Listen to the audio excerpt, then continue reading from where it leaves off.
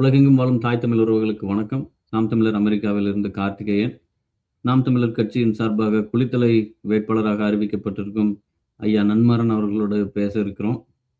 ஐயா வணக்கம். உலகத் தமிழர்களுக்கு உங்களை பற்றின ஒரு சிறு அறிமுகம். உலக தமிழ் உறவுகள் அனைவருக்கும் வணக்கம். நான் நன்மாறன். தற்போது நடைபெற உள்ள 2026 தமிழ்நாடு சட்டமன்ற தேர்தலில் குளித்தலை சட்டமன்ற தொகுதியின் வேட்பாளராக நாம் தமிழர் கட்சியால் அண்ணன் சீமான் அவர்களால் அறிவிக்கப்பட்டிருக்கிறேன். நான் என்னுடைய சொந்த ஊர் கரூர் மாவட்டம், கரூர் நகரம் தான். என்னுடைய பூர்வீகம் கரூரை ஒட்டியுள்ள ஒரு சின்ன கிராமம். என்னுடைய அப்பா ஒரு அரசு ஊழியராக இருந்து ஓய்வு பெற்றவர். நான் இப்போ வழக்கறிஞராக கடந்த 20 ஆண்டு காலமாக கரூர் நீதிமன்றத்துல பணியாற்றிட்டு வரணுங்க. எனக்கு குடும்பம் அப்படின்னு பார்த்தா மனைவி, ஒரு பெண் குழந்தை. அவங்க இப்ப 12ஆம் வகுப்பு படிக்கிறாங்க. நம்ம பள்ளி காலத்துல இருந்து நம்முடைய தமிழ் ஆசிரியர்களால ஒரு உந்துதல் ஏற்படுத்தப்பட்டு தமிழ் தேசிய அரசியலை பள்ளி காலத்துல இருந்து நம்ம ஒரு தீவிரமாக ஆர்வமாக செஞ்சுட்டு வர்றோம். பள்ளி படித்த காலகட்டங்களிலேயே தமிழ் மாணவர் பேரவை அப்படின்னு ஒரு மாணவர் அமைப்பு அரசியல் கட்சி சாராமல் பள்ளி காலத்துல ஆரம்பிச்சு அதன் மூலமாக நம்முடைய மொழி இன மீட்பிற்கான எங்களால் இயன்ற பணிகளை பள்ளி பருவ காலத்திலேயே செஞ்சுக்கிட்டு வந்தோம். அதன் தொடர்ச்சியாக சட்டக்கல்லூரி, கோவை சட்டக்கல்லூரியில படிக்கிற போது அங்கே நம்முடைய தமிழ் தேசிய ஆர்வலர்கள், அன்றைக்கு நாம் தலைவரையும் தமிழ் ஈழ இன விடுதலைக்கான முகமாகவும் நாம் பார்த்து கொண்டிருந்த பெரியாரிய இயக்கங்களில் பயணித்து பின்னிட்டு நம்ம நமக்கான அவருடைய செயல்பாடுகளில் ஏற்பட்ட கருத்து மரங்கள் அப்படி நம்ம ஒதுங்கி இருந்து நம்ம சட்ட படிப்பை முடித்து நம்முடைய வழக்கறிஞர்களை பார்த்து கொண்டு இங்கே தமிழ் தேசிய உறவுகளோடு பயணித்துக் கொண்டிருந்தோம். அந்த காலகட்டத்தில் அண்ணனுடைய அரசியல் வருகை 2009 காலகட்டத்துல அண்ணனுடைய ராமேஸ்வர கூட்டம், அதற்கு பின்னிட்ட நிகழ்வுகள் அதெல்லாம் பார்த்து அண்ணனோடு தான் இணைந்து பயணிக்கணும் அப்படின்னு அப்பயே முடிவு செஞ்சுட்டோம். அதற்கு முன்பாகவே 2003 இருந்து அண்ணன் கரூருக்கு ஆரம்ப காலகட்டங்கள்ல அந்த பெரியாரிய கூட்டங்களுக்கு வரும்போது அண்ணனை ஒருங்கிணைத்து அந்த நிகழ்ச்சிகளை முடித்துவிட்டு எல்லாமே அண்ணன் கூட இருந்து நம்ம பார்த்துக்கிட்டு இருந்தோம். அதன் பிறகு நம்முடைய நாம் தமிழர் இயக்கம், அது கட்சியாக 2010 மதுரையில கட்டமைக்கப்பட்டு மாநாடு நடத்துதல் இருந்து தொடர்ந்து அப்படியே பயணிச்சுட்டு வர்றோம். தொடர்ச்சியாக கரூர் மாவட்ட செயலாளராக, இப்போ மாநில வழக்கறிஞர் பாசறை செயலாளராக பணியாற்றிட்டு வர்றோம். இங்கே தொடர்ச்சியான நம்முடைய உறவுகளுக்கான ஒரு சட்ட பாதுகாப்பாகவும் அதே போல அவர்களை அழைத்து செல்லக்கூடிய இடத்துல இருந்து மிகச் சிறப்பாக என்னால் இயன்ற பணிகளை நம்முடைய தமிழ் தேசிய அரசியலுக்காக நாம் தமிழர் கட்சியின் வாயிலாக நான் பணியாற்றிட்டு வரணுங்க. மிக்க மகிழ்ச்சிங்கய்யா. நான் அடுத்து கேட்கலான்னு இருந்த கேள்விக்கு நீங்க இதுலயே சேர்த்து பதில் சொல்லிட்டீங்க. நாம் தமிழர் கட்சியில் பயணிப்பது பற்றி என்ன சொல்ல நினைக்கிறீங்கன்னா, அது நீங்க ஆரம்பத்துல இருந்தே இருந்தேன்னு சொல்லி அதுக்கு பதிலே சொல்லிட்டீங்க. இப்ப தொகுதியை பத்தின உரையாடலுக்கு போலாம். இப்ப குளித்தலை பொறுத்த வரைக்கும் நான் திருச்சியில படிக்கும்போது குளித்தல் வழியா தான் போவேன். அப்ப இந்த 4 வழிச்சாலை எல்லாம் இல்ல. 2009 அந்த சமயத்துல அப்ப குளித்தலை வழியா தான் போவோம். எல்லா பேருந்து நிலையம் கூட அந்த ஊர் மத்தியிலேயே இருக்கும். ரொம்ப போக்குவரத்து நெரிசலா இருக்கும். இப்பவும் அந்த சூழல் தான் நிலவுது அப்படின்னு சொன்னாங்க மக்கள், தெரிஞ்சவங்க வட்டத்துல. அப்படிதான் இருக்குங்களா ஐயா? இப்ப குளித்தலையில என்னென்ன முக்கியமான சிக்கல்கள் இருக்கு அப்படின்னு நீங்க நினைக்கிறீங்க? நீங்க சொன்னது உண்மைதான் கார்த்திக். அது ஒரு கிட்டத்தட்ட ஒரு 40-50 ஆண்டு காலமாக மாற்றப்படாத அதே பேருந்து நிலையம். ஊர் நீங்க சொன்னதை போல இந்த நம்ம கரூரை தாண்டி திருச்சி வரை செல்லுகிற சாலை பார்த்திருப்பீங்க, உங்களுக்கும் தெரியும். நம்மளும் உங்க கல்லூரி காலகட்டங்கள்ல தான் பயணிச்சதுல குளித்தலையில இருந்து திருச்சி பாத்தீங்கன்னா 2 பக்கத்துல, ஒரு பக்கம் காவிரி ஆறு, ஒரு பக்கம் தொடர்வண்டியுடைய அந்த தண்டவாளங்கள், இருப்பு பாதை இருக்கக்கூடியதா இருக்கும். 2க்கு நடுவில் சாலை இருக்கும். அந்த மாற்று சாலைக்கான திட்டத்தை இவங்க திட்டத்திற்கான வரைவை தயாரித்து அதை அப்படியே கிடப்பிலே போட்டிருக்காங்க. அது ஒண்ணும் முழுமையடை செய்யல. அது நம்ம ஒரு 10 ஆண்டுகள் 15 ஆண்டுகளுக்கு முன்னாடி சொல்ற மாதிரி போக்குவரத்து நெரிசலாக இருந்தாலும் 2 புறமும் ஒரு பசுமையான சூழல் வந்து ரொம்ப அருமையா இருக்கும். இன்னைக்கு வந்து அந்த பசுமை இல்ல. குளித்தலையில வந்து அந்த சாலை வசதிகள் அற்று போய் அந்த அதே பேருந்து நிறுத்தம். இன்னைக்கு ஊரு வளர்ந்துட்டது. தொழில்கள் பெருகிடுச்சு. ஆனா அதே பேருந்து நிறுத்த இடம் இல்ல. அதை சுற்றியே வணிக வளாகங்கள், நிறுவனங்கள் எல்லாம் இருக்கு. ரொம்ப ரொம்ப போக்குவரத்துக்கு ஒரு இடையூறான சூழலாக அந்த குளித்தலை பேருந்து நிலையம் இன்றைக்கும் அப்படியே தான் இருக்கிறது.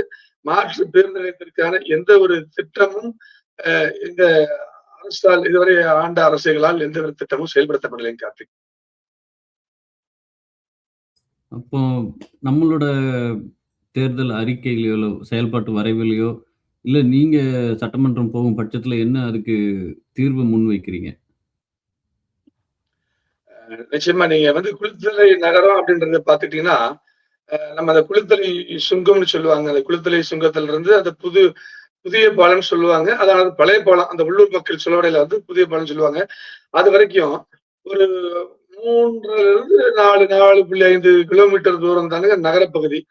அந்த நகரத்துக்குள்ள இருந்து பேருந்து நிலையத்த கொஞ்சம் ஒரு மாற்று இடத்தை தேர்வு செய்து கொண்டு போகணும். ஏன்னா அது முழுக்க முழுக்க நெருக்கடியானது. நகரத்துக்குள்ள ஒரு பக்கம் பாத்தீங்கன்னா, காவிரி ஆற்றிலிருந்து பிறந்து வரக்கூடிய வாய்க்கால் ஒரு பக்கம் அ அதாவது வடக்கு பக்கம் இருக்குது. தெற்கு பக்கம் முழுக்க அந்த நகர பகுதிகள் இருக்கு. அதுக்குள்ளதான் அப்படியே போகணும். அதை தாண்டி வந்து இந்த பேருந்து நிறுத்தத்தை நம்ம மாற்றாத பட்சத்தில் குளித்தலை தொகுதியானது வளர்ச்சி அடைவதில் ஒரு பெரிய சிக்கல் இருக்குதுங்க. இன்றைய தொழில் காலகட்டங்கள்ல பெரிய சிக்கல் இருக்கு. என்ன காரணம்னா, நீங்க குளித்தலை வந்து 3 மாவட்டங்களை இணைக்கிற பகுதியா இருக்கு. கிழக்கு திருச்சி மாவட்டம்ங்க, தெற்கு பக்கம் இது திண்டுக்கல் மாவட்டம்ங்க, மேற்கு கரூர் மாவட்டம். இப்படி இன்னும் சொல்லணும்னா வடக்கே போனோம்னா முசிறி வழியாக போனோம்னா நாமக்கல் மாவட்டம். அந்த பக்கம் காவிரி ஆறு இருக்கு. அந்த காவிரி ஆறை தாண்டி இருக்கிறதால இல்லைங்க. இந்த மாவட்டங்கள் இணைக்கிற வகையில அங்க சாலை வசதி, போக்குவரத்து வசதி இன்றைக்கும் சுத்தமா இல்லைங்க. ரொம்ப ரொம்ப குறைவாக இருக்கிறது.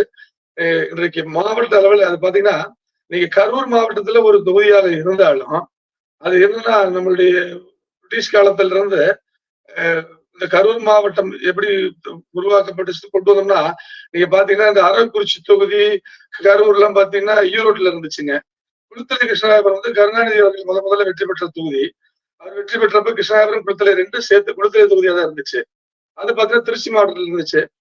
திருச்சி மாவட்டத்துல இருந்து 2 தொகுதிய எங்கிட்ட மேற்கு மாவட்டத்துல இருந்து 2 தொகுதி எடுத்துதான் இந்த நம்ம கரூர் மாவட்டம் உருவாக்கப்பட்டது. அதுல திருச்சியுடைய புறநகர் எல்லை பகுதியா குளித்தலை சொல்லலாம். அதனால அப்பையில இருந்தே அந்த தொகுதி வந்து ஒரு மாற்றாந்தாய் மனப்போக்கோட தான் பார்க்கப்பட்டிருக்கு.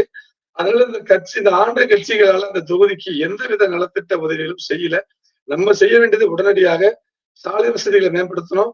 போக்குவரத்து கட்டமைப்பு உறுதியா தேவைங்க. ஏன்னா இன்னைக்கு கரூருக்கு அதிகபட்சம் இந்த கரூர்ல உள்ள இந்த ஏற்றுமதி நிறுவனங்கள், கைத்தறி ஜவுளி சார்ந்த ஏற்றுமதி நிறுவனங்களுக்கு அதிக தொழிலாளிகள் வர்றது குளித்தலையில இருந்து தான் வர்றாங்க. அவங்க சார்ந்து இருக்கிறது பேருந்து வசதி, தொடர்வண்டி வசதி தானுங்க. தொடர்வண்டி வசதி உங்களுக்கு தெரியாத அந்த நேரத்துக்கு தான் இருக்கும். பேருந்து வசதி ரொம்ப குறைவா இருக்கு.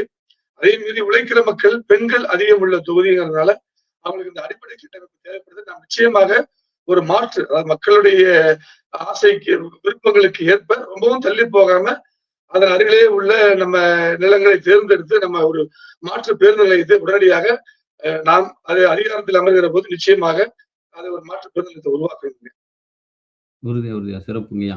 இப்போ பேருந்து நிறுத்தமும், இல்ல சாலைகளும் இதெல்லாம் ஒரு வளர்ச்சி அப்படின்னு ஒரு பக்கம் நம்ம வச்சாலும், குளித்தலை பொறுத்தவரைக்கும் முக்கியமா நான் பார்த்தது வாழை அதிகமா வளர்ற மாரி நான் பார்த்துருக்கேன். அப்புறம் இந்த விவசாயம் சார்ந்த இது, அப்புறம் மணல் அள்ளுறதுங்கிறது ரொம்ப ஒரு பெரிய பிரச்சனையா நான் பார்த்துருக்கேன். ஏன்னா, அந்த வழியில போறப்போ அந்த மணல் லாரிகள் வந்து கொஞ்ச நெஞ்ச எண்ணிக்கையில இருக்காது. கிலோமீட்டர் கணக்குல நிக்கிறதும் நான் பார்த்துருக்கேன். இந்த இந்த சிக்கலுக்கெல்லாம் இந்த சிக்கல்களோட வேற என்ன சிக்கல்கள் இருக்கு அப்படின்னு நீங்க பார்க்குறீங்க? நிச்சயமாங்க. இப்ப இந்த விவசாயம் சார்ந்த பூமி அது அது இன்னைக்கு வரைக்கும் மாறல. ம். உண்மையிலே அந்த விஷயத்துல ஒரு பெரிய மகிழ்ச்சி. இன்னைக்கு ஏன்னா வந்து இந்த பன்னாட்டு பெருமுதலாளிகள் வந்து பல விவசாய நிலங்களை அழிச்சு அவங்களோட நிறுவனங்களை ஏற்படுத்தி இருக்கிறாங்க. அதுக்கு இங்க இருந்த அரசுகளும் கொஞ்சம் துணை போயிருக்காங்க. ஆனா அந்த மக்கள் வந்து அவங்களுடைய பூர்வீகமான ஊரை விட்டு வேற வெளியேறி வரலைங்க. இது வரைக்கும் பார்த்த வகையில வேலைக்கு தினசரி வந்து போற மாதிரி இருக்காங்களே ஒழிய, இப்ப திருச்சிக்கோ, கரூருக்கோ வந்து போற மாதிரி இருக்காங்களே ஒழிய, அவங்க குடும்பத்தோட வெளியூர்ல வந்து நிரந்தரமாக தங்கி போகல. அதனால அந்த மண் வந்து விவசாயத்துல இருந்து இன்னமும் மீளல. விவசாயத்த பாதுகாத்துட்டு வர்றாங்க. நீங்க சொன்னது போல அந்த கா குளித்தலை பகுதி வாழை விவசாயத்திற்கு ரொம்ப பேர் போனது.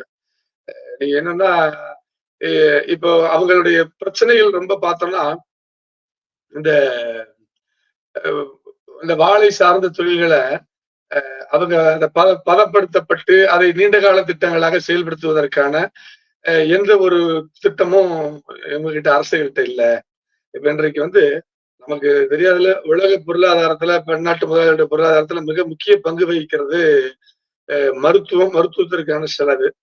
அந்த மருத்துவ மருத்துவத்திற்கான செலவை குறைப்பதற்கு மாற்று வழிகளுக்கு மிக முக்கிய ஆதாரமா ரொம்ப இயல்பாக நம்ம உணவுல வந்து விளங்கக்கூடியது வாழை. இப்ப நீங்க நம்ம இயல்பாவே ஒரு ஒரு ஒரு நடுத்தர வயதை தாண்டி விட்டா எல்லாத்துக்கும் வரக்கூடிய இந்த சர்க்கரை, இந்த சிறுநீரக கற்கள், இல்ல உணவு சார்ந்த பிரச்சனை, இது எல்லாத்துக்குமே நம்மளுடைய மரபு வழி நம்முடைய உணவுலயே எடுத்துக்கக்கூடிய உணவுசார் மருத்துவம் பாத்தீங்கன்னா வாழை சார்ந்த பொருட்கள். இப்ப தோற்புக்கு வந்து வாழை பூ, வாழைத்தண்டு, வாழைப்பழம், இப்ப இது எல்லாமே மதிப்பு கூட்டப்பட்டு வாழை இலை இது எல்லாமே மதிப்பு கூட்டப்பட்டு இதை இன்றைக்கு பன்னாட்டு நிறுவனங்களோடு வெளிநாடுகளுக்கு ஏற்றுமதி செய்வதற்கான ஒரு வியாபார சூழலை, ஒரு போட்டியை வந்து இந்த ஆண்ட அரசுகள் என்ன ஒன்னையும் ஏற்படுத்தல. அதுக்கு இவங்ககிட்ட எந்தவித திட்டமும் இல்லை. நம்மளுக்கு மக்கள் மேல அக்கறை இல்லை. அதனால இது சார்ந்த திட்டங்கள் இல்லை. அப்ப அது சார்ந்த திட்டங்களை நாம் வரையறுத்து நம்ம அவங்களுக்கு அவங்க மண்ணிலேயே அந்த பதப்படுத்தப்பட்ட வாழை சார்ந்த தொழில்கள்ல பதப்படுத்தப்பட்டு மேம்படுத்தப்பட்ட வகையில வந்து அதை எப்படி ஏற்றுமதி செய்வது என்பது குறித்த தனித்திறன் வாய்ந்த பயிற்சிகளை அவர்களுக்கு உருவாக்கி அதற்கான உள்கட்டமைப்பு வசதிகளை பெருக்கி தரணுங்க. அது வந்து நிச்சயமாக ஒரு பெரிய அளவுல கொண்டு போய் சேர்த்தோம். அதே போல வாழைக்கு அடுத்தது பாத்தீங்கன்னா எள்ளுங்க. அது நானும் சமீபத்துல கேள்விப்பட்டேன். நீங்க இந்த இதயம் நல்லெண்ணெய் அவங்க பாத்தீங்கன்னா குளித்தலை சட்டமன்றத்துக்கு உட்பட்ட பகுதிகளில் அந்த எள் விவசாயத்தை பத்தி எள்ளுல வந்து அதை எப்படி ஒரு தரமிக்க எள்ளாக மாற்றி அதை தயாரித்து அதை வந்து விற்பனைக்கு கொண்டு போய் சேர்க்கணும் அப்படின்னு இந்த இதய நலக்காரங்க அந்த மக்களுக்கு அது குறித்த பொருள் இல்லாத காலகட்டத்தில் அவங்க ஒரு பயிற்சி மாதிரி கொடுத்து அவங்க விளம்பரப்படுத்தி அதை அவங்களே வந்து அதை கொள்முதல் செஞ்சு இதய நலக்காரங்க முதல் முறையாக அந்த குளித்தலை பகுதியில இருந்தா எள்ளெல்லாம் எடுத்து கொள்முதல் செய்ததாக அங்க உள்ள மக்கள் சொல்றாங்க. அப்படிப்பட்ட விழிப்புணர்வை ஏற்படுத்தி ஒரு தனியார் நிறுவனம் ஏற்படுத்தும் போது ஒரு அரசு அதற்கான ஒரு கட்டமைப்பை ஏற்படுத்தி விழிப்புணர்வை ஏற்படுத்தி ஒரு மதிப்பு கூட்டப்பட்ட பொருள்களாக இன்றைக்கு எள்ளெல்லாம் ஒரு விலை மதிப்பு இல்லாத பொருளாக இருக்கிறது. அதனுடைய தேவையை பயன்பாட்டை வந்து மக்கள்கிட்ட கொண்டு போயிருக்கணும், கொண்டு போகலாம். நாம் அது போன்ற விவசாயம் சார்ந்து இப்ப வாழைக்கடுத்து எள் போன்ற பொருட்களுடைய மதிப்பு கூட்டப்பட்ட அறிவுத்திறனை மக்களுக்கு வளர்த்தணுங்கிறது நம்மளுடைய செயல் திட்டத்துல இருக்கு, தேர்தல் திட்டத்துல இருக்குங்க. அதே போல நீங்க இந்த ஆற்று மணல்குள்ளே சொன்னீங்க, அது இன்றைக்கும் ரொம்ப ரொம்ப ரொம்ப மோசமா தான் இருக்கு. நீங்க சொல்லது போல நம்ம கல்லூரி படிக்கிற காலத்துல கோயம்புத்தூர் சொட்டக்கல்ல படிச்சனுங்க. அங்க நீங்க பாத்தீங்கன்னா அந்த ஸ்டாக் பாயிண்ட் மணல் விற்பனை நிலையம் பாத்தீங்கன்னா போட்டிருக்கிறது இங்கு கரூர் மணல் கிடைக்கும்னு போட்டிருப்பானுங்க. ரொம்ப ஒரு வேதனையான சூழல். நீங்க சின்னாலப்பட்டி சேலம் சொல்லுவோம், காஞ்சிபுரம் பட்டு சொல்லுவோம். அது மாதிரி இப்ப ஒரு தொழில் சார்ந்து சொல்றது போயிங்க. இப்ப இது திருநெல்வேலி அல்வான்னு சொல்ற மாதிரி கரூர் ஆற்று மணல் கிடைக்கும் அப்படின்னா அந்த மணலுடைய தன்மை வந்து அந்த அளவுக்கு வாய்ந்தது அப்படின்னு இருந்ததுனால ஒரு 30 ஆண்டு காலத்துல சுரண்டி கொடுத்துட்டாங்க. ஒரு பெரிய வேதனையான சூழல். இன்னைக்கு வந்து நம்ம குளித்த அந்த ஆறுகள் வந்து மக்கள் குளித்து மகிழ்ந்து வந்த அந்த ஆறுகள் இன்னைக்கு இல்லை. உங்களுக்கு தெரியும், நீங்க திருச்சியில படிச்சேன்னு சொல்லும்போது நம்ம அந்த லாலாப்பேட்டை அந்த ரயில்வே கேட் அந்த கேட் இருக்குங்க. அது ஒரு போக்குவரத்து நெரிசல் மிகுந்த பகுதி. அந்த கேட்டு போட்டாங்கன்னா ஒரு 20 நிமிஷத்துல இருந்து அரை மணி நேரம் வண்டியெல்லாம் போக முடியாது. அந்த பேருந்துல வரக்கூடிய இறங்கி வாய்க்கால குளிச்சுட்டு அப்படியே மேல ஏறி பேருந்துல வருவாங்க. அப்படி ஒரு மகிழ்ச்சியா இருந்துச்சு. இன்னைக்கு அது எல்லாமே அழிக்கப்பட்டிருக்கு திட்டமிட்டு. அதனால ஆற்றுமணலுக்குள்ளே இப்ப வரைக்கும் தடுக்க முடியலைங்க. அது ஏன்னா இது வந்து ஆட்சியாளர்களே விரும்புறாங்க. இன்னைக்கு நம்ம வந்து வெளிப்படையா சொல்லணும்னா ஒட்டுமொத்த இன்றைக்கு அரசாங்கத்துடைய பணத்துடைய பினாமியா பார்க்கப்படுறவர் நம்ம கரூரை சேர்ந்த ஒரு அமைச்சர், முன்னாள் அமைச்சர் தான். அவர் வந்து இந்த மணலை தான் பிரதானமா கருதி இருக்காரு. அவர் வந்து இந்த மணல் வருவாய் தான் முழுக்க முழுக்க அவருடைய குடும்பத்துக்கு போய் கப்பம் கட்டி இருந்தாரு. அது வந்து அவங்களுக்கு ஒரு பெரிய துணிஞ்சு செய்யுங்கிற அளவுக்கு போயிட்டாங்க. ஆற்று மணலை தாண்டிங்க கார்த்திக்கு மலை வளம்ங்க. உங்களுக்கு தெரியும் இந்த தோகை மலை, அந்த பகுதியெல்லாம் நல்ல மலை வளம். இன்னைக்கு அந்த தோகை மலை, சிவாயம், நம்ம கூட இப்ப இந்த ஒரு 15-20 நாளைக்கு முன்னாடி சிவாயத்துல இந்த கல்குவாரி ஆய்வு செய்ய போன பத்திரிகையாளர்களை அந்த இருந்த எம்எல்ஏ தாக்குனாரு பழனியாண்டிங்கிற செய்தியை பார்த்திருப்போம். அது சம்பந்தமா யாருமே அதை விவாதிக்கலைங்க. அதை எந்த தொலைக்காட்சி, அவங்க தொலைக்காட்சியிலேயே வந்து அந்த சேவியர் நெல்சன் எல்லாம் பேசலீங்க. மற்ற விஷயம் எல்லாம் பேசுறாப்புல பேசல. மழையா நொறுக்கிட்டாங்க, மழையும் நொறுக்கிட்டாங்க. ஏதாவது மக்கள் விவசாயத்தை நம்பி அந்த பகுதியில வெளியில போகாம இருக்கிறாள் இருக்கு. இயற்கை வளங்கள் முழுக்க சூழலப்பட்டுருச்சுங்க. நம்ம வந்து அதை இனி மீட்டெடுக்க முடியாது. இருக்கிற இயற்கை வளங்களை பாதுகாப்பதற்கு நிச்சயமாக நாம் அதிகாரத்தில் இருக்கும் போது நம்ம ஒரு மக்கள் பிரதிநிதியாக அந்த இடத்துல நின்று நம்ம போராடி இது போன்ற இயற்கை வள சுரண்டலை வந்து நம்ம தடுத்து நிறுத்துவோம் கார்த்திக். உறுதியாங்கய்யா. இப்ப குளித்தலை சட்டமன்ற தொகுதி பொறுத்த வரைக்கும் முன்னாடி நீங்க போன தேர்தல்களை சந்திச்சப்போ போய் மக்கள்கிட்ட அணுகுனப்போ இருந்த மக்களோட வெளிப்பாடுக்கும் இப்ப இருக்கிற நிலைமையும் எப்படி இருக்கு? எப்படி உணர்றீங்க இப்போ? அதாவது ஒரு மாற்றங்கள், நல்ல பெரிய மாற்றங்கள் இருக்கு. இப்போ என்னன்னா அவங்க உணர்ந்துட்டாங்க. அதாவது ஒரு 60 ஆண்டு காலமா சொல்லி நம்ம இப்போதான் ஆரம்பிச்சோம். இது ஆரம்பிச்ச முதல் நம்மளுடைய கேள்வியே வந்து இன்றைக்கு இந்த திராவிட மாடலுடைய கதாநாயகனா பார்க்கப்படுற கருணாநிதி முதல்ல நின்ற தொகுதி இந்த தொகுதி. ஆனால் அவரை வெற்றி பெற வைத்த மக்களுக்கு இது வரைக்கும் உங்களுக்கு என்ன செஞ்சிருக்காரு? ஏதாவது செஞ்சிருக்காரா? உங்களுடைய பகுதி சார்ந்த பிரச்சனைகள் தீர்க்கப்பட்டிருக்கா? உடனே தேவைங்க. உங்களுக்கு காவிரி ஆற்றுடைய முக்கிய பகுதி திருச்சிக்கும் இந்த குளித்தலைக்கும் அருகில தான் இருந்து ராமநாதபுரம் மாவட்டத்துக்கு போகுது. எல்லா மாவட்டங்களுக்கும் தண்ணீர் பிரிச்சு அளிக்கப்படுது, போய் கடல்ல வீணா கலக்குது. ஆனா இன்றைக்கு வரைக்கும் வந்து குளித்தலையுடைய நகர பகுதிகளை தாண்டி, குளித்தலை வந்து கிராம பகுதிகள் தாங்க அதிகம் சார்ந்தது. அதிகம் கிராம பகுதி மக்கள் தான் இருக்கிறாங்க. அவங்களுக்கு வீடுகளுக்கு காவிரி குடிநீர் இது வரைக்கும் கிடைக்கலைங்க. அப்ப அவங்களுக்கு அது ஒரு பெரிய கவலையா இருக்கு. இத்தனை ஆண்டு காலம் மக்களுக்கு மாத்தி அரசுகளுக்கு மாத்தி போட்டோம். எவ்வளவு தண்ணி கடல்ல போய் வீணா கலக்குது. எங்களுக்கு ஒரு காவிரி குடிநீர் திட்டம் வந்து இப்ப வரைக்கும் எங்களுடைய வீடுகளுக்கு கிடைக்கல. ஒண்ணு. அடுத்தது அதே போல இவ்வளவு வளங்கள், இவ்வளவு இயற்கை வளங்கள் இருந்து எங்களுக்கான வந்து இந்த கொள்முதல் நிலையங்கள், அடிப்படை தேவைகள், இதை எதையுமே வந்து இந்த விவசாய இடுபொருட்கள், உரங்கள், இதுக்கான தேவைகளையும் யாரும் செஞ்சே தரல. அதே போல ரொம்ப ரொம்ப சாதாரணமான விஷயங்களா பார்த்தோம்னா இந்த சாக்கடை வசதி, கழிவுநீர்களுடைய போறதுக்கான வசதிகள், இது எதுவுமே செய்யப்படாம ரொம்ப, அதாவது அந்த மக்கள் வந்து ஒரு நெருக்கடியான ஒரு சுகாதாரமற்ற சூழ்நிலை இன்னும் வாழ்ந்துகிட்டு இருக்கோம். அப்போ எங்களுக்கு எந்தவித இந்த 2 கட்சிகளுமே எங்களுக்கு வந்து எதையுமே செஞ்சு தரல அப்படின்ற ஒரு பெரிய ஏக்கம் அவங்ககிட்ட இருக்கு. அதை வந்து உங்களுடைய மாற்றத்தால், ஏன்னா நீங்க தான் நிறைய விவசாயத்தை பேசுறீங்க, மக்கள் பிரச்சனையை பேசுறீங்க, அதனால உங்களால அந்த மாற்றத்தை நிச்சயமா தர முடியும் நாங்க நம்புறோம் அப்படின்ற ஒரு நம்பிக்கை விதைக்கிறாங்க. இந்த நம்ம கொங்கு மேற்கு மண்டலம் உள்ள மாவட்டங்கள்லயே பாத்தீங்கன்னா கடந்த தேர்தல்ல 2வது அதிக வாக்குகள் இந்த நாடாளுமன்ற தேர்தல்ல நம்ம விடுதலை சட்டமன்ற தொகுதி தான் வாங்கியிருக்காங்க.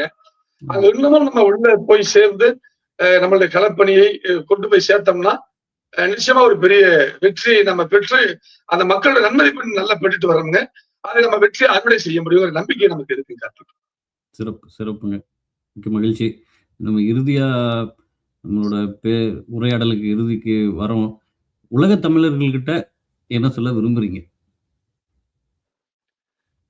நிச்சயமாக எனக்கு நீங்க வந்து பகுதியில் இப்படி உங்களுடைய ஒரு செய்தியை அனுப்பி நேர்காணல் இருக்கிறது என்கிற போது ஒரு பெரிய நம்பிக்கையை துளிர்விட்டு இருக்கிறது. உலக தமிழர்கள்ட்ட இங்கே உள்ள தாய் தமிழ் நிலத்துல இருந்து உங்கள் பிள்ளையாகிய என்னுடைய வேண்டுகோள் என்னன்னா, தயவு செய்து இங்க இன்னும் வந்து நம்முடைய மக்களுக்கு அரசியல் விழிப்புணர்வு வரக்கூடாது என்பதில் வந்து இங்க உள்ள அரசியல் கட்சிகள், இந்த திராவிட தேசிய கட்சிகள் வந்து ரொம்ப தெளிவா இருக்காங்க. அவங்களுக்கு எந்த பிரச்சனை, மக்கள் பிரச்சனை, இந்த இயற்கை வள சுரண்டல், நம்முடைய உரிமை எவ்வளவு பறிபோய் இருக்குங்கிற புரிதல் எதுவுமே இல்லை. அதுல திட்டமிட்டு இந்த இலவசங்களை புகுத்தி நம்முடைய மக்களை வந்து இந்த இலவசத்திற்கு கையேந்த நிலையிலே வைத்திருப்பதையே சாதனையாக வச்சு அவங்க தர்றாங்கல்ல, என்ன பிரச்சனை உங்களுக்கு அப்படின்ற ஒரு எண்ணத்தை உருவாக்கி வைத்திருக்கிறார்கள். அதற்கு ஏற்ற வகையிலே வந்து நம்முடைய விவசாயத்திலிருந்து நம்முடைய தமிழ் மூத்தோர்களை வெளியேற்றியதுல இந்த 100 நாள் வேலை திட்டம் ஒரு பெரிய பங்களிப்பா இருந்து, 100 நாள் வேலை திட்டம் நல்ல திட்டம். அந்த திட்டத்தினுடைய நோக்கம் நல்லது. அதனுடைய செயல்படுத்திய விதம் தவறு. அந்த வகையில இன்றைக்கு விவசாயத்திற்கு கூட ஆள் இல்லாமல் நம்ம வந்து வெளி மாநில, வட மாநிலங்களை நம்பி இருக்கக்கூடிய ஒரு சூழ்நிலை தவிச்சுட்டு இருக்கோம். இன்றைக்கு தாய் நிலத்துல உண்மையிலேயே சொல்லணும்னா நம்முடைய தமிழ் சமூகம் வந்து நில உரிமையிலிருந்து படிப்படியாக வெளியேறி கொண்டிருக்கிறது. வேலை வாய்ப்பு என்கிற உரிமையிலிருந்து பெருவாரியாக வெளியேறிட்டாங்க. இன்றைக்கு வந்து நம்முடைய பிள்ளைகள் பாத்தீங்கன்னா உங்களுக்கு இந்த ஸ்விக்கி, ஜொமேட்டோ, அப்புறம் இந்த எப்படி சொல்றது விற்பனை பிரதிநிதிகள், இது போன்ற துறை அவங்களுக்கு என்னன்னா ஒரு இருசக்கர வாகனம், ஒரு அலைபேசி, ஒரு உடல் உழைப்பு இல்லாத வேலையாக ஓட்டுநர் ஒரு இடத்துக்கு வந்துட்டாங்க. அதே போல அவர்கள் எல்லாமே கிட்டத்தட்ட பார்த்தோம்னா ஒரு 25-30 ஆண்டு கால இந்த சூழல்ல 96 பன்னாட்டு நிறுவனங்கள் வந்த பிறகு 96 நம்முடைய கொள்கை மாற்றத்திற்கு பிறகு படிக்கிற காலத்திலேயே கல்விக்கு கடன் கொடுக்கப்பட்டு அவர்களை கடன்காரர்களாக்கி அந்த கடனை கட்டுவதற்கான வேலைவாய்ப்பு சூழ்நிலையை ஏற்படுத்தாமல் ஒரு பெரிய பாதாள சூழலுக்கு அந்த தலைமுறையை கொண்டு போயிடுச்சு. எங்களுடைய சமகால தலைமுறையை. அடுத்து வர தலைமுறை அதிலிருந்து மீண்டு விடக் கூடாது என்பதற்கு இந்த திரை கவர்ச்சி இன்றைக்கு தமிழ்நாட்டில் உள்ள பெரிய பிரச்சனையாக இது போதைப் பொருட்கள். அதுல வந்து பாத்தீங்கன்னா இந்த பள்ளி கல்லூரிகளிலே படிக்கக்கூடிய ஏழை நடுத்தர மாணவர்கள் வந்து உள்ளூர் பகுதிகளில் சாதாரணமாக கிடைக்கக்கூடிய இந்த கஞ்சா, இது போன்ற போதைப் பொருட்கள், கொஞ்சம் வசதி வாய்ப்பா நிறைய வசதி வாய்ப்பா உள்ளக்கூடிய குழந்தைகள் எல்லாம் பாத்தீங்கன்னா மெத்தப்பட்ட சொல்றாங்க இல்லையா, அந்த மாத்திரைகள், இந்த போதை காளான்கள் நிறைய சொல்றாங்க. இது போல நிறைய அவங்க எல்லாம் அதுக்கு ஆட்படுத்தப்பட்டு ஒரு சமூகம் எங்க போகின்ற ஒரு கேள்வி உருவாகி இருக்கு. இதற்கு நான் வெளிப்படையா குற்றம் சாட்டுவது நம்மை ஆளுகிறவர்கள் நமக்கானவர்களாக இல்லாத ஒரு சூழல். ஏன்னா அவர்களுக்கு அக்கறை இல்லை. தகப்பன் கண்டிப்பானவனாக இருந்தா பிள்ளை சரியா இருக்கும். அதே போல தகப்பன் நம்மவனாக இருந்தால் அந்த பிள்ளை சரியானவனாக இருப்பான். அது போல தகப்பன் இல்லாத வீடும் தலைவன் இல்லாத நாடும் வீணா போங்கிறது நம்ம எல்லாத்துக்குமே தெரியும். அந்த வகையில நமக்கான தலைவரை உருவாக்க வேண்டிய காலத்தின் கட்டாயத்துலதான் இன்றைக்கு கடந்த 16 ஆண்டு காலமாக இந்த தாய் நிலத்துல இங்க வந்து நாம் தமிழர் அரசியலை முன்னெடுத்து நாம் போய்கொண்டிருக்கிறோம். நீங்க எல்லாம் உங்கள்ட்ட அன்போடு வேண்டிக் கொள்வது, இன்றைக்கு நாம் உலக அரசியலை பார்த்து வருகிறோம். அந்த வகையிலே வந்து ஒரு உலகத்திற்கே நாம் அறத்தை, அறிவியலை, அரசியலை, பண்பியலை, வாழ்வியலை கற்றுக் கொடுத்த இனம் இன்றைக்கு தாய் நிலத்துல அந்த விழிப்புணர்வு இல்லாமல் இருப்பது ஒரு மிகப்பெரிய வேதனைக்குரிய விஷயமா இருக்கு. அதுல இருந்து மீட்டெடுப்பதற்கு உங்களுடைய பங்களிப்பு மிகப்பெரிய அளவில் தேவை. உலக தமிழருடைய இடத்துல இருந்து தேவை. அது நம்முடைய தாய் நிலத்தினுடைய பாதுகாப்பு தான் உலகம் முழுக்க பரவி வாழுகிற தமிழர்களுக்கு ஒரு பெரிய பாதுகாப்பா இருக்கும். ஏன்னா நம்ம மூத்தோர்கள் சொல்லியிருக்காங்க, தமிழர்கள் வாழாத நாடு இல்லை, ஆனா தமிழர்களுக்கு ஒரு நாடு இல்லை அப்படின்னு. ஆனா நமக்கு இருக்கிற ஒரு மாநிலத்தை இங்கே உள்ள இப்ப இறையாண்மை அரசோடு சேர்ந்து அந்த வட்டத்துக்குள்ள இருந்தாச்சும் நாம் நம்முடைய உரிமைகளை பாதுகாத்துக்கணும். உங்களுக்கு பாதுகாப்பா விளம்பணும். அப்ப என்னன்னா நமக்கு மிச்சம் இருக்கிற தமிழ்நாட்டுல தமிழருக்கான அரசியலை வென்றெடுக்கணும், பாதுகாப்பை உறுதி செய்யணும்னா நாம் தமிழர் அரசியலை விட்டா வேற வழி இல்லை. அதனால தயவு செய்து நான் என்னுடைய தனிப்பட்ட இதாக உங்களிடம் வேண்டி கேட்டுக்கொள்வது, நீங்க தமிழ்நாட்டிலே உள்ள நம்முடைய அரசியல் இருப்பை பாதுகாப்பதற்கான சூழலை நீங்கள் உருவாக்கி தர வேண்டும், உருவாக்கி தர வேண்டும் என்கிற நம்பிக்கை இருக்கிறது. அதே போல எங்களை போன்ற பிள்ளைகளுடைய இந்த செயல்பாடுகளை நீங்க வந்து உங்களை போன்ற உலகம் முழுவதும் உள்ள நம்முடைய தமிழ் தேசிய சிந்தனை உள்ள உறவுகளிடம் அவங்கள்ட்ட எடுத்துட்டு போய் சொல்லணும். எங்களை போன்றவர்களை நீங்கள் அறிமுகப்படுத்தி அங்கீகரிப்பதன் மூலமாக நாங்கள் இன்னும் இந்த தாய் நிலத்துல உற்சாகமா வேலை செஞ்சு நிச்சயமாக வரும் தலைமுறையை மீட்டெடுத்து தமிழருக்கான தாய் நிலமான அந்த தமிழ்நாட்டுல நிச்சயமாக ஒரு பாதுகாப்பான சூழலை ஏற்படுத்தி உலகமெங்கும் பரவி வாழுகிற தமிழர்கள் நமக்கென்று ஒரு தாய் நிலம் இருக்கிறது. அங்கு உள்ளவர்கள் இந்த இன உணர்வோடும் மண் உணர்வோடும் இயற்கை வன சுரண்டலுக்கு எதிராகவும் அனைத்து உயிர்களை நேசிப்பவர்களாகவும் சங்க காலத்தில் இருந்த தமிழர்களாக நிச்சயமாக வரும் காலத்திலே வருவார்கள் என்கிற சூழ்நிலையை இவர்கள் ஏற்படுத்துவார்கள் என்கிற நம்பிக்கையை நீங்கள் நிச்சயமாக எங்கள் மீது வையுங்கள். உங்கள் மீது நாங்கள் நம்பிக்கை வைத்திருக்கிறோம். எங்களுக்கு தேவை உங்களால் இயன்ற எந்தவித உதவிகளாக இருந்தாலும் எங்களுக்கு செய்து எங்களை உற்சாகப்படுத்துங்கள். அது நிச்சயமாக தாய் நிலத்துல ஒரு பெரிய மாற்றத்தை ஏற்படுத்தும் என்பதுதான் என்னுடைய கருத்துங்க. நன்றி. மிக்க மகிழ்ச்சிங்கய்யா. கண்டிப்பா நாங்க அங்கீகரிக்கிறோம். நாங்க விழிப்புணர்வை எவ்வளவு ஏற்படுத்த முடியுமோ அவ்வளவு ஏற்படுத்துவோம். உலகெங்கும் வாழும் தாய் தமிழ் உறவுகள் கண்டிப்பா அத பண்றோம். குளித்தலை சட்டமன்ற தொகுதியில நீங்க வெற்றி பெறணும்னு நாங்க மனமார வாழ்த்துறோம். மிக்க மகிழ்ச்சி. நன்றிங்கய்யா. நன்றி, நன்றி, நன்றி.